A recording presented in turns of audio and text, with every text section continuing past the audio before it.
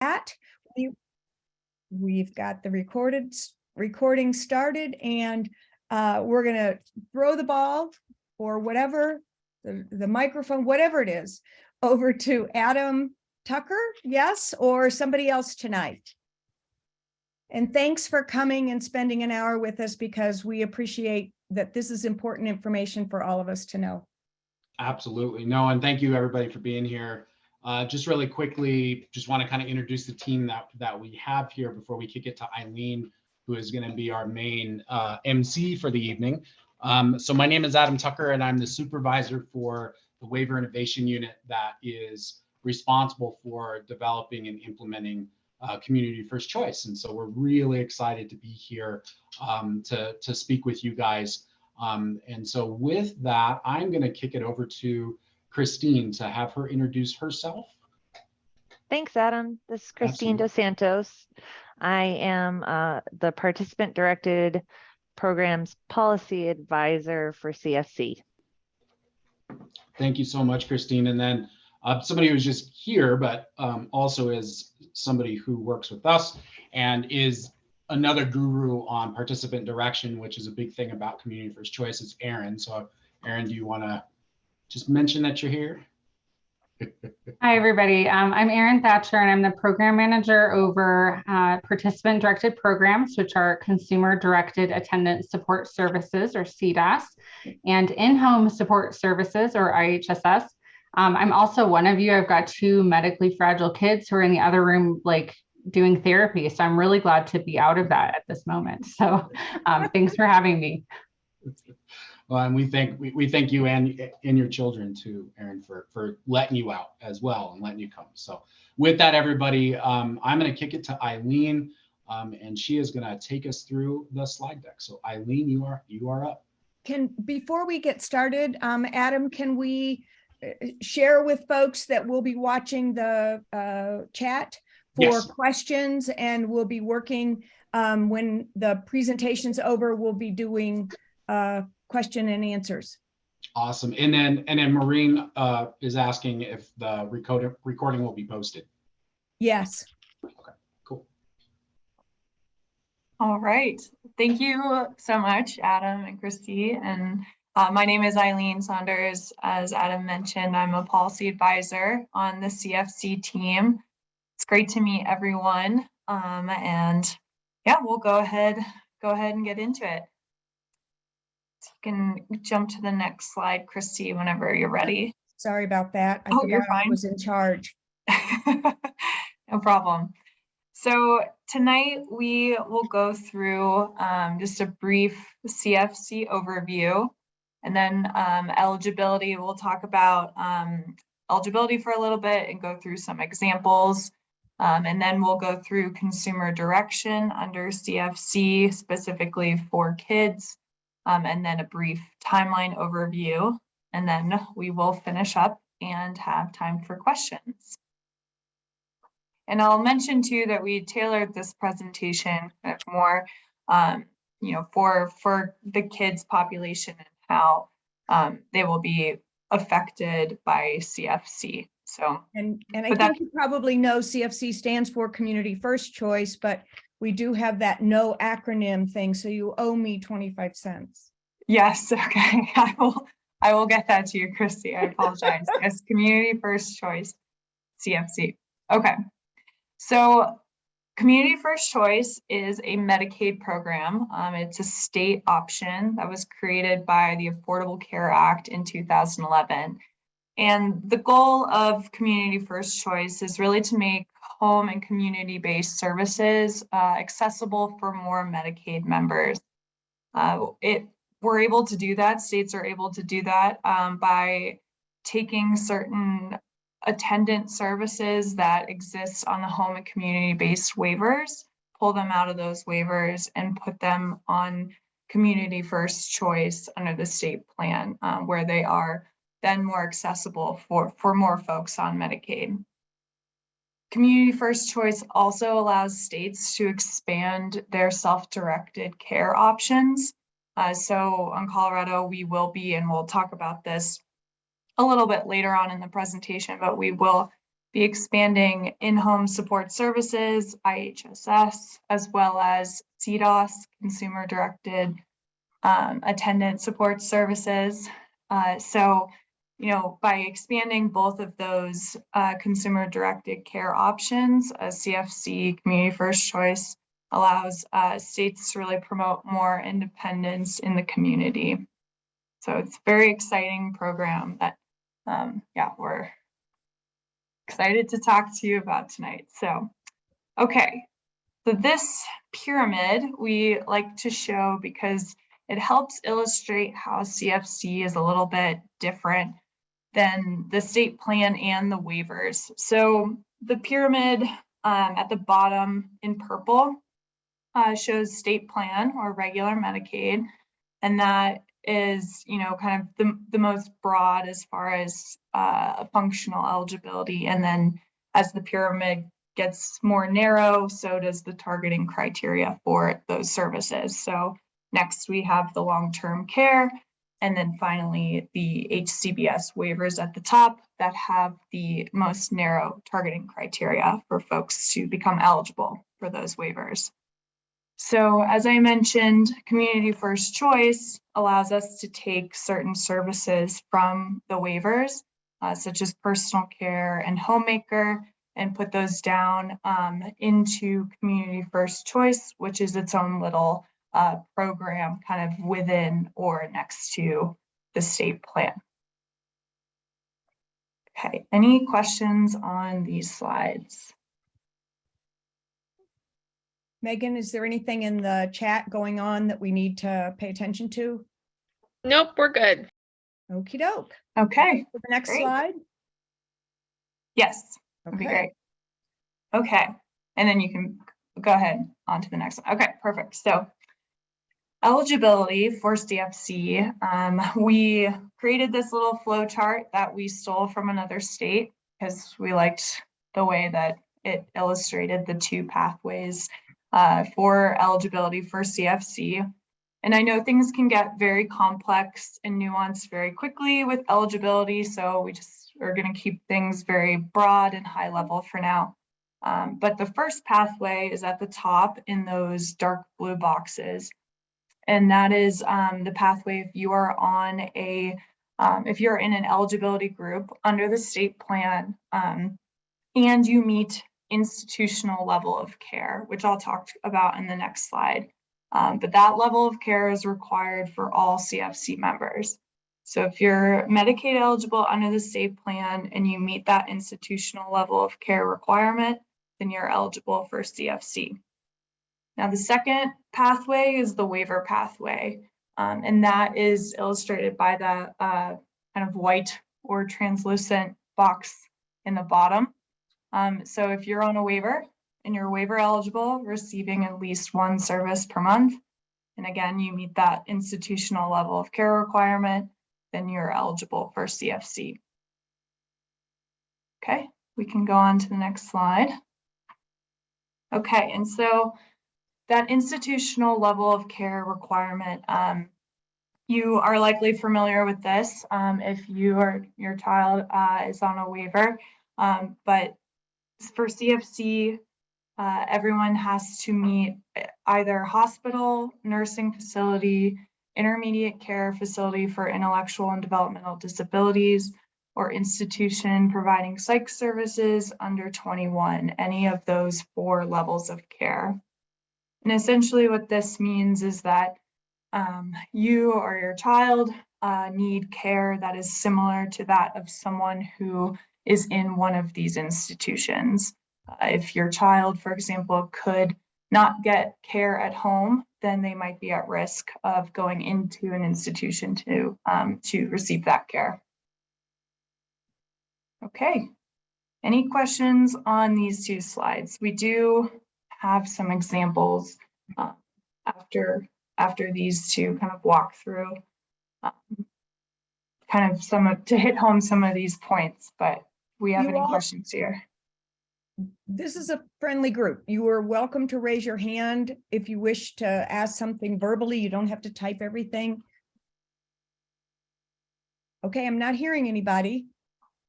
Okay, Nothing in the She's chat shaking so her far head. either. I can't hear the beans in there yet. Okay, let's go to an Okay. example. great. Okay, so we have 3 examples. So the first one is Mercedes. Mercedes is a 14-year-old on the Children's Extensive Support Waiver, or CES waiver. Mercedes receives respite services on this waiver, but has also received long-term home health services under the state plan. Mercedes meets that intermediate care facility for individuals with intellectual or developmental disabilities level of care requirement. So because Mercedes is on the CES, or Children's Extensive Support Waiver, and she meets that level of care, that intermediate care facility level of care, then she's already met the criteria for CFC, Community First Choice. So Mercedes is on CFC and decides that she wants more self-direction through her services. So Mercedes can utilize in-home support services, health maintenance activities, which we'll talk about after the examples, through CFC, but also continues to receive respite services under the CES waiver. So Mercedes can receive services on CFC, those IHSS health maintenance services, as well as services on the waiver, as long as there's no duplication. Okey doke. Okay, great. So our second example is Josh. Josh is a 12-year-old on the Children's Habilitation Residential Program, or the CHIRP waiver, and receives 1 service per month. Josh meets that intermediate care facility for individuals with intellectual or developmental disabilities level of care requirement. So again, because Josh is on a waiver and he already meets that level of care, he's eligible for CFC. However, even though Josh is eligible for CFC, he will likely not utilize CFC services because those services are already provided through that bundled habilitation service under the Children's Habilitation Residential Program waiver. So this is the same kind of situation as folks on the DD waiver, the Developmental Disabilities waiver. Because both of those waivers have that bundled habilitation service that includes all the same services that are going to be on CFC, then those folks will likely not utilize CFC services. Okay, anybody's eyes rolling into the back of their head yet? If so, raise your hand. Okay, all right, we're gonna go on. Okay, great. Okay, and our last example is Sonia. Sonia is 19 years old, has been living with her parents, receiving long-term home health, including nursing, CNA, certified nursing assistant, and physical, occupational, and speech therapy. Sonia would need to be hospitalized if her needs were not met at home, so therefore she meets that hospital level of care requirement. Because she's eligible on the state plan and meets that level of care requirement, she's eligible for CFC. Now, Sonia's mother has been working with the agency to obtain her certified nursing assistant license, and the agency informed Sonia's mother that in-home support services might be a good option instead. So because Sonia can access in-home support services through CFC, her mother no longer needs to get that certified nursing assistant license and can now become the attendant for Sonia. Sonia continues to receive physical, occupational, and speech therapy through her long-term home health provider. Any questions? So I actually have one. So when you were Remind talking, us who you are, Michelle. Michelle Williams. So my question is, on your previous slide, when you talked about the DD waiver, I know several families are on that long waiting list for that waiver. How will that impact? Will they have to wait to get on the DD waiver officially to then qualify for the CFC? or if they're on a waiver, but they're on that waiting list? So Michelle, that is a really, really good question. If you don't mind, Eileen, I can. Yeah. I love talking about DD waiver stuff. And So who are Okay. you, sir? Who are sorry, you, sir? Christy. Yes, Adam Tucker. I'm the manager overseeing the change over to CFC. So for individuals who may be on that developmental disability waiver waiting list, most of them then go and seek waiver services through another waiver. So supported living services waiver, one of those. As long as they are on the state plan or utilizing one of those waivers, they'll have access to CFC through the state plan. So the only, everybody who's on the waiver who does not get a residential service, no matter what waiver you're on, and as long as you are on a Medicaid, in a Medicaid program that also includes nursing facilities, even if you're not on a waiver, you can get access to CFC if you're showing that you have that need. So this actually is expanding those services and should make them easier. So hopefully that answers that question. Yes, very much so. Thank you, Adam. Absolutely. And we have a comment in the chat that in some cases, CNA is better than IHSS if the child needs nurse supervision. It's a bit concerning to assume IHSS is better. Anybody wants to comment on that? Yeah, so real quick, and Christine or anybody else also, but just really quick on that. This is just more of we're using this more as just an example. If somebody wanted to continue to go and get that CNA license, they can continue to do that. We're really wanting to show that for parents who have been kind of forced into the CNA pathway, that this is actually breaking that pathway up. That pathway still exists, you can still do that. But there's now this much more easier, quicker access to the service option, which is in-home supports and services. Great. Another question is, Adam, to clarify, this would include adults as well on SLS waivers. Is that correct? This will include all waivers, adults and children. That is absolutely correct. And then would it be necessary to stay on the DD waiver list? What's the advantage to doing so?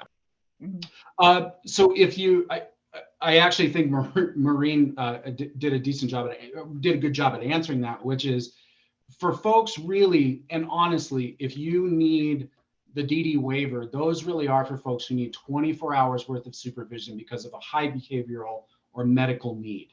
It is, when you get onto the DD waiver, you really are getting onto that waiver to really utilize those residential supports. So those host homes and those group homes. And so if that is the level of care that someone needs, then yes, you need to really stay on that DD waiver wait list and continue to really work towards that. But for, the 80% of individuals with intellectual developmental disabilities who are moderate to who are not in that kind of severe category, this really does open up some new options that are really going to allow people much more access, more flexibility, different things like that from the adult perspective. As we've also identified, some families are leaving the children with extensive support, the CES waiver, going over to the children HCBS, home community-based service waiver, because of IHSS, and then going back before the child turns 18. So it really is going to reduce or remove the need to do that waiver hopping that's going on. And some of that waiver hopping is causing extra work on the community center boards and the single entry points, but for the most part, it will facilitate families to have more choice, whatever waiver they're on. Okay. We ready to go to the next one? A couple more things that are in the okay. chat. Okay. Maureen has asked, I've heard mixed things about the fiscal management companies. I think there's only one now. Will there be a choice of fiscal management agencies, and who regulates them? So guys, really as of right now, we do not, because as we're building out CFC, so the CFC team is in an interesting spot right now. We are not managing services right now. We're not managing the FMS. We're not managing the services that we're actually moving over. Our sole focus is to build out CFC. And so honestly, to tell you guys the truth, we have not gotten to FMS stuff yet. And so as we're starting to roll out some additional stakeholder engagement, which will be getting more information in January around that, that's a ways down the road when we start talking about FMS. I don't want to talk about FMS as it relates to CFC tonight because we're so far away from it. But we will absolutely take that that information back and make sure that is something that will continue to kind of revisit as we're moving closer to that. That helps. Sorry, Maureen. Another question is, how will this impact nursing? So if we're talking about like PDN, private duty nursing, again, that is not something that we have gotten to with CFC. Really right now, it's the basics, right? So with CFC, what we have been working on for the last 9 months or so, and one of the reasons why we're coming so soon is because we're really hoping to continue to broaden the conversation with you guys who will be utilizing these services in the community. But one of the side effects to coming so early is that some of these big questions that you have, we have not interacted with those things yet. So we cannot talk about them from the community first choice aspect. So including nursing, private duty nursing, though FMS, that kind of stuff, we have not gotten there yet. And so some of these questions tonight, I'm just warning you straight up, we will absolutely take them back. But we're not going to have a lot of good information on those tonight. So Okay, we have Heather Sanders and then Victoria Mole with hands up. So Heather.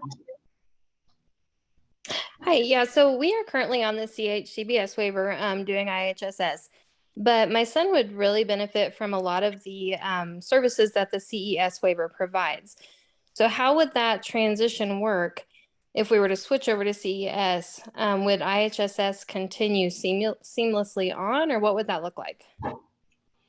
So, and Christine, if you can help me with this one, that would help. But Heather, no, it really, if you're going to use in the new CFC future state, when you use IHSS to get personal care, and not personal care, but homemaker activities, because pediatric personal care is going to remain in the state plan. It's not going to become part of CFC. That there's a slide on that later, but that's important to understand right now. That yes, even no matter what waiver you're on, that those services that kids will have access to through CFC. What's cool is because we're moving it into state plan, the waivers don't matter as much anymore. So really think about it from the standpoint of that the state plan services under CFC are really going to be those really heavy hitting basic ones.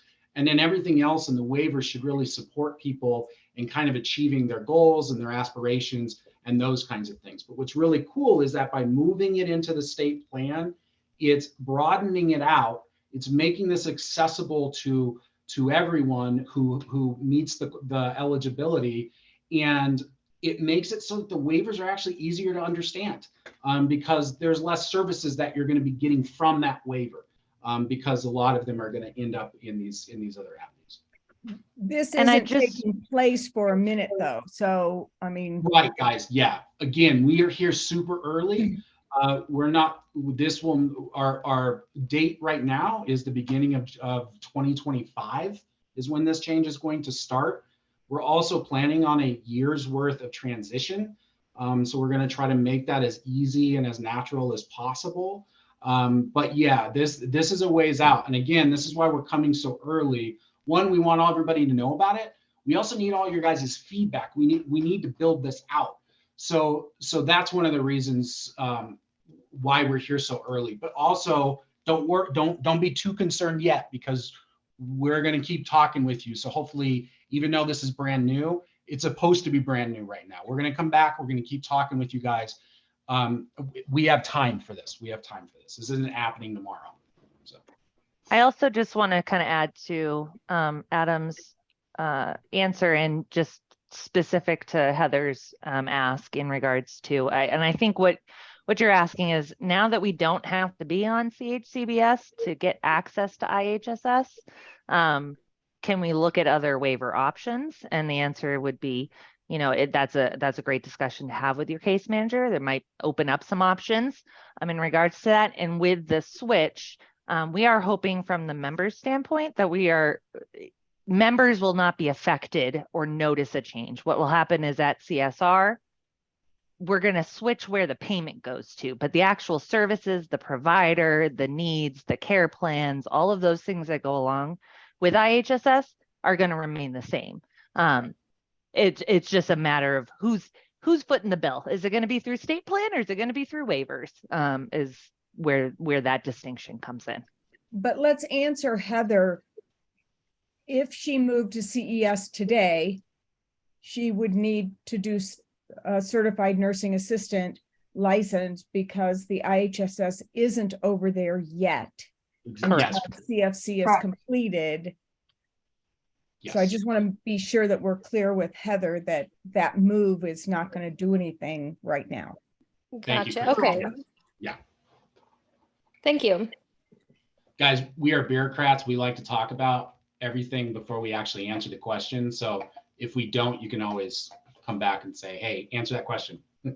Okay, so Victoria is next up with her hand up.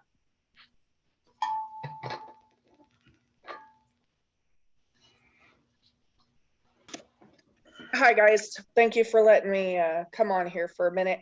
I'm going to ask some questions that may or may not make any sense, but I've been hearing a lot of stuff on the ground, and I just want to clarify for myself and maybe others.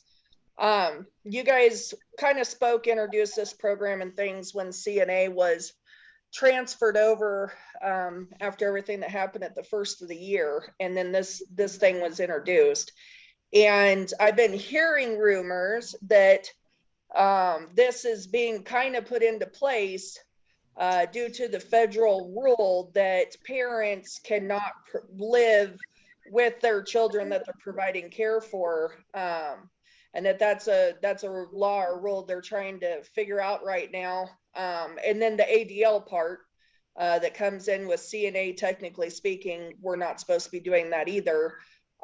So there's a rumor that this is a way for parents, once they reinstate CNA, for parents to be taken off from CNA and put over to something else, since many of us are kind of doing something that, according to HCPF, that we're not supposed to be doing by federal law. And then I've heard that this could be a very bad thing, and I haven't heard a lot of good. I've just heard a lot of hesitancy, a lot of mistrust, things that definitely make me nervous and wonder if I should move. And I've been here since 2007. So I just would like some clarification how this involves the CNA, if it involves the CNA, and with the, and I'm going to put it out there, we got to put it on the table. A lot of people like the CNA because you get better income and things on that compared to IHSS. So if, we go over to this waiver and we get the IHSS, is that going to help our income as well? Is that, going to leave open the OT-PT speech stuff? And is that going to pretty much annihilate CNA? Christy, I feel like you had your hand up before. Maybe you wanted to say something before I start in answering that? No, I'm good. Okay, cool. Victoria, thank you for bringing that up. I've been hearing that rumor from a couple of different people. So let me throw it out just like this. We are not closing any avenues for families. We are opening up new avenues for families. We do not have all the details figured out yet. That's why we're here so early. CFC really is designed to open up and expand these services across the state. The big thing with the decision for the department to really try to do this and the impetus behind it had nothing to do with anything else, but that we've wanted to do this for a really long time. Advocates have wanted us to do this for a really long time. And we had the seed money through the American Rescue Act, which is ARPA. So through the American Rescue Plan Act, or what? Thank you, Christy. Through that was our seed money that brought CFC back onto the table, or Community First Choice back onto the table. That was literally the impetus behind making this decision to move forward with it, nothing else. And so with that, that's again why we're here so early, because we want to engage now so that we're building this in together, so that all of those concerns that you guys are voicing about the other avenues that are out there that are currently available, that we can have those discussions and we can make sure that we're doing this together. But just so everybody knows, there was not some backroom deal or even any kind of thought around, hey, let's play some, you know, cups and ball kind of game here and do this over here so we can get rid of this over here.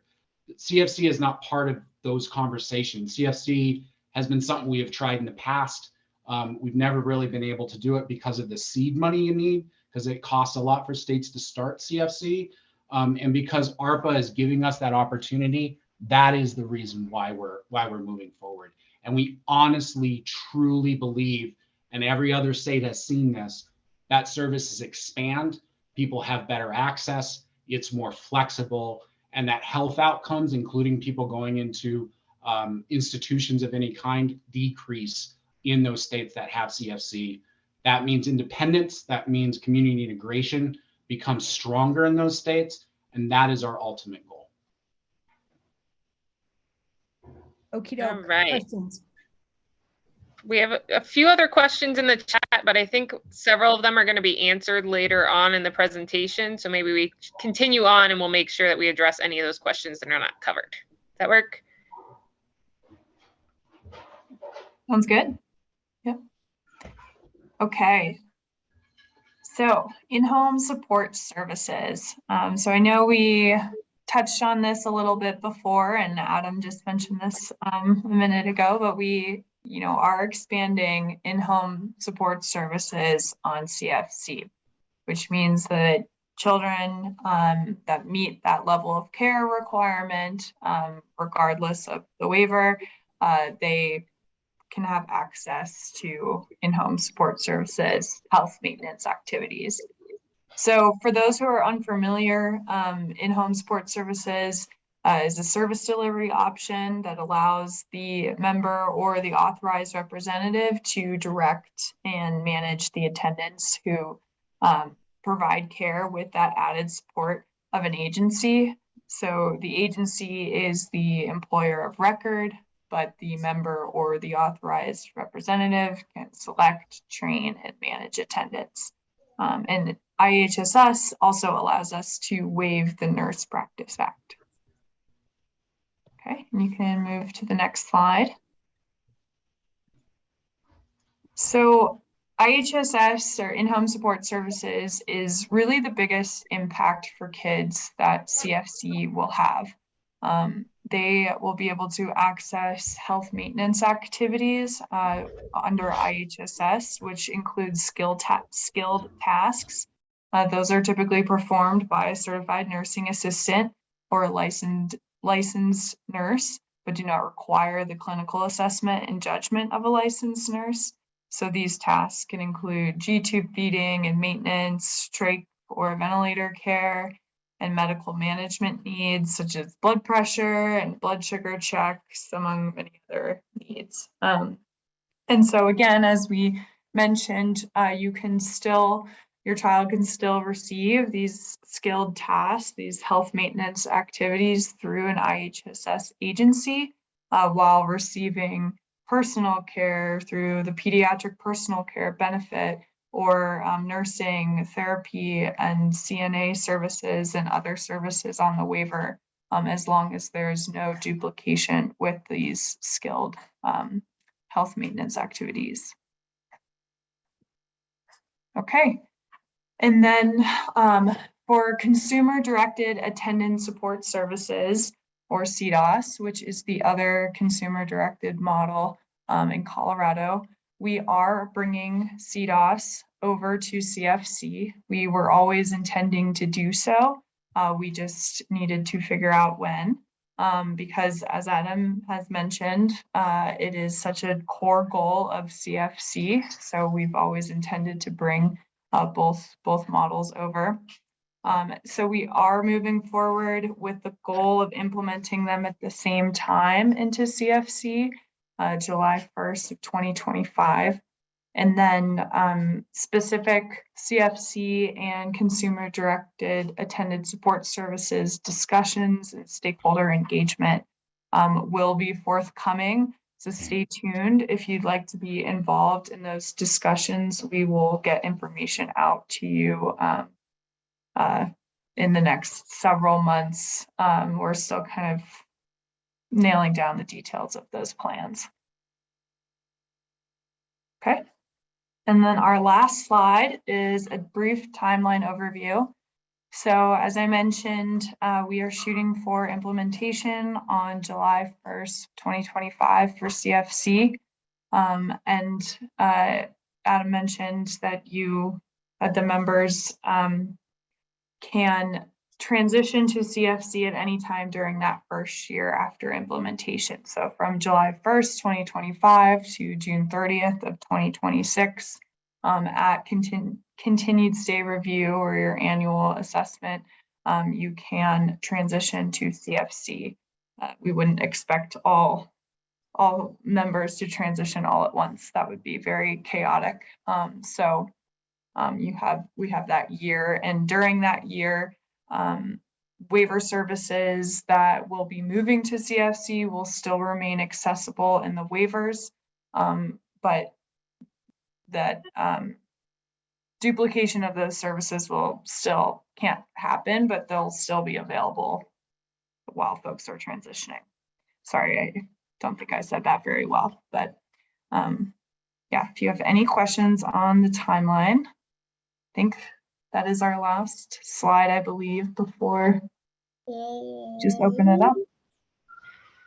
Great. So we've got a couple more questions in the chat. So one is, what's the difference between a CCB and an SEP? I've heard the structure is changing too.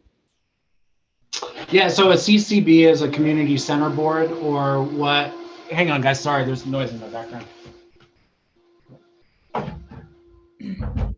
We got dog dinner going on in the background. So a CCB is community center board. It's basically the case management agency for the IDD waivers. So the developmental disabilities waiver, the SLS waiver, supported living services waiver, the children's extended services waiver, and then the CHIRP waiver. And I do not know what children's habilitated intensive program. Residential program. Thank you, Christy. So that's what the CCB, those are the case management agencies for there currently. SEPs, or single entry points, those are for all of our other waivers. So the elderly, blind, and disabled waiver, all of those other waivers sit over in the single entry points. The change that's happening, and I do not know much more than this, guys, it gets a lot more technical, is that we're moving into a system where we're going to have single case management agencies for different areas, which really means that you don't have to worry about what case management agency you're going to access which waiver. It's just you have to show up to that case management agency, and they're gonna help you get connected. Great. And then we have, since states are looking at CFC as an option, could this change in Colorado with the change in government in the future? I mean, you could make the argument that anything that we currently do under Medicaid could change in the future under different governmental theory or whatnot. I do have to say, though, that a state plan is much more difficult to change and much more difficult to take out once you implement it. The reason why is that state plan becomes an entitlement. So what happens is that Medicaid members have more attachment to it. Doesn't mean that we can't change it. Doesn't mean that we can't remove it in the future if that's what our if that's what our state legislature wants.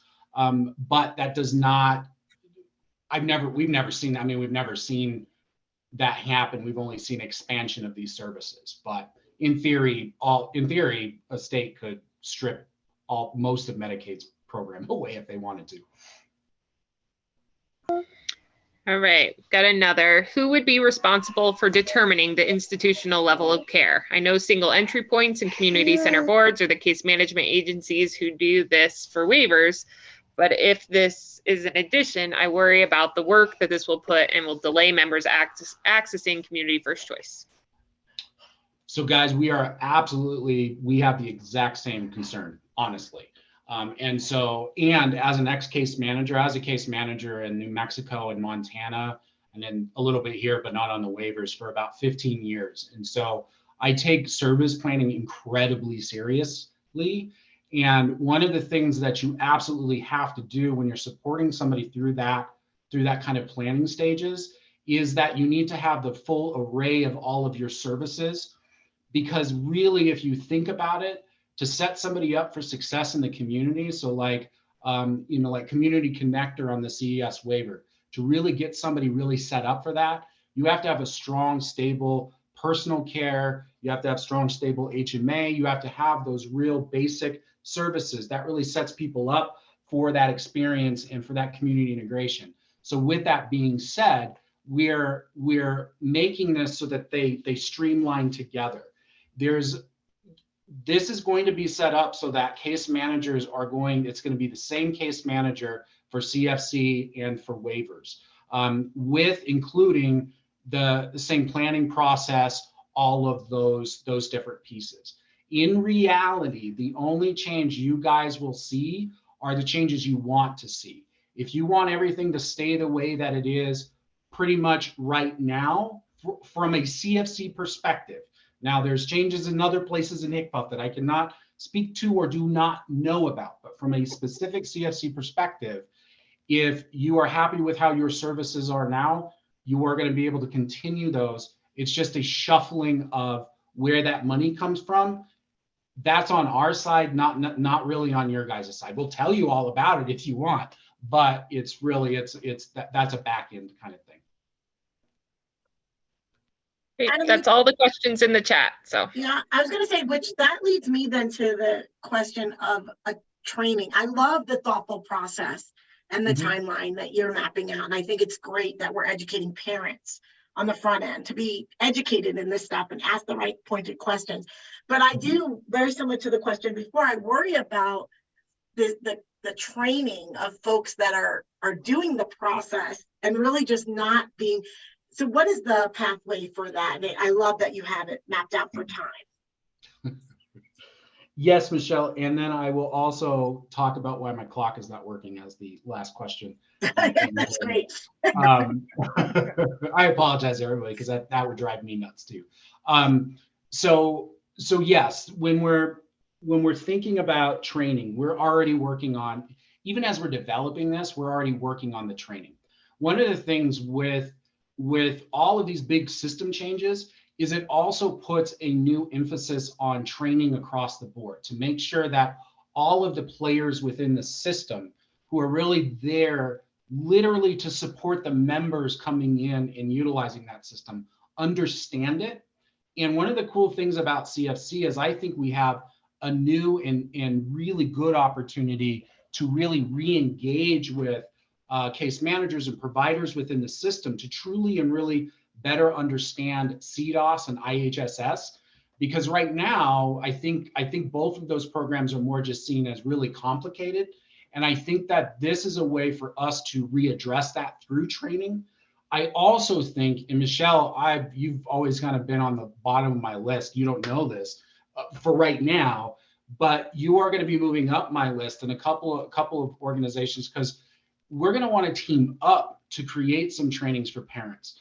We're going to want to team up to create, one of the biggest goals that I think we should have is that our CFC members and our waiver members and our families should have the opportunity to be as educated as a case manager about what's going on in their services so that they should be running their own service planning meetings. They should be doing all of those kinds of things. And so with that also means training for the community. And so that is absolutely part of our thought process going down, and really wanting to work with community organizations to do that. Right now, this is what our training would look like, because we are so early in this process. Mm-hmm. So even if we did a training right now, it would probably be these slides, guys, just to let you know. Right. No. I think that's I think it's so important, right? And Yeah. and you know, we find that in anything we do. It's the lack of the training causes the issues for families. Yeah. Mm-hmm. Yeah. Absolutely. Okay. Who else has questions? Come off mute, speak up, put it in the chat.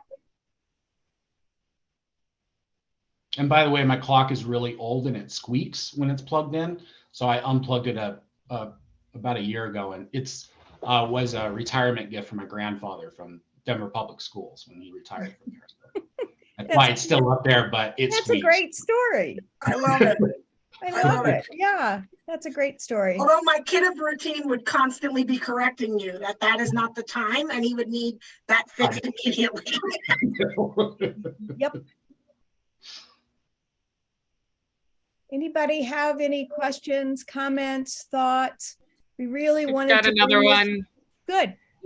in the chat here. It says, to make sure I understand, in the future, any HCBS waiver would help get families IHSS, but until then, the CHCBS waiver is required for IHSS, right? I've heard mixed things and just want to confirm I have the right information. So yes, Stephanie, yes. But let me just point two things out really quick. So yes, as of right now, there is no change. There's no change for IHSS until CFC is implemented, which is the beginning of January, which is beginning of 2025. The CFC, one of the big things is that CFC will be one kind of all-encompassing for these services. So when we don't consider them a waiver at that point, we consider them state plans. So you'll be getting both basically into the future. But yes, as of right now and until CFC is fully implemented, which is going to start in the beginning of 2025, CHCBS is your pathway to IHSS. Great. Okay, the next one says, oftentimes it seems as though parents find out information because another parent mentioned the different programs. How can this change for parents who are new to the concept? Could Child Find be a part of this or within the IEP process? We are always open to that. You know, I think that that's a much larger conversation, one that we would be very happy to engage in, especially as we, to tell you guys the truth, one of the questions that we have to put in the document that we give to our federal partners who then approve our program is we actually have to line out what our plan is for informing not only families and children who don't know about CFC, but also adults. And so those are strategies that we're always thinking about. We're always open to new ones. I think this will be the time that I truly plug that, guys. If you guys are connected to a community, if you guys are connected to schools and want us to come and talk to teachers or anything else, please let us know. We want to do that. We also need to continue to engage in that conversation around how we make sure we're getting word out, because we don't know all of the child find. I have an idea of what that is, but I don't know how to engage with that or use that. And so really being able to work with you guys to do that, I think is going to be huge. Great. We've got one more in the chat right now. It says, thank you. Is there any consideration of pausing the CNA PAR until this becomes available? A gap year would be devastating. So right now the CNA PAR is paused through March of 2024, and this will not be implemented until later. So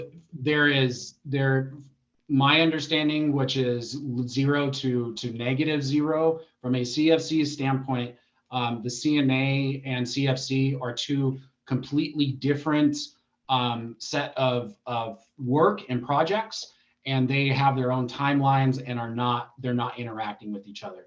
Again, with CFC, our goal is not to eliminate pathways to find support, but to expand those. So if there's other ones that are out there that people are using, including the suspension with PARs and CNAs, I do not know really anything about that, honestly. But what I can tell you is that decisions that are being made about that aren't even in our same section as where we are building out community first choice. So there really is a huge dividing line between those two, and we're making decisions independently of each other, if that makes sense. We're not connected to that. We've got, I think Heather Sanders has her hand up. Sure. Yes, yeah, and I don't know if this is related or not, but as far as like home modifications, vehicle modifications, and the fact that those can be accessed in a waiver, but it's, as far as I know, I think it's only the CES waiver. It's at least not on the CHCBS waiver, which we're currently on. Do we see any way of that becoming more accessible? Is that a service that can transfer to CFC or anything like that? Heather, It's a great question. Very good question. As of right now, no. We aren't looking at that. Home modification and those types of things are really difficult to get into state plans. And so they really do hang out in waivers, and that's because of the durable medical equipment. There's some work that's going on outside of CFC around home mod and vehicle mod and those different types of things. We'd be happy to go and track some of that down and get it back to you, Christy, so that maybe you could share with the group. Yep. We've got it on the agenda for the Children with Disability Advisory Committee for December, hold on, I'll tell you in a minute. December 14th from 10 to noon. And it's on our agenda for that. Awesome. Very cool. Meeting, because we know that those questions are coming. I'm going to tell you that I think this is a necessary venue, and I appreciate Healthcare Policy and Financing spending their evening hour with us, because this is outside of the normal time, but with 60 some odd people on and 100 registered, I think we've demonstrated that there's a need. So we are at time, and I want to honor everybody's time and thank Healthcare Policy and Financing for the amazing work that you all are doing, and for keeping the families in the center of what's going on, so we have a little more information. Absolutely. And thank you guys so much for inviting us, and we're always happy to come back. Please outreach us. Please let us know if any, and honestly guys, if you email us at the HICPUF_CFC@state.co.us and just want to have a conversation with us, we are happy to do that. But also, if you want us to come and talk to a different group, we're happy to do that. So please, whatever you guys need, we want to be here, and we really want, and we need your guys' input and feedback for us to do this well. And thank you for our co-hosts for supporting us as we made our first foray into working with Healthcare Policy and Financing after the business day. So thank you. Awesome. Thank you all. Thank you. Everybody, thanks. Bye. Dinner's calling.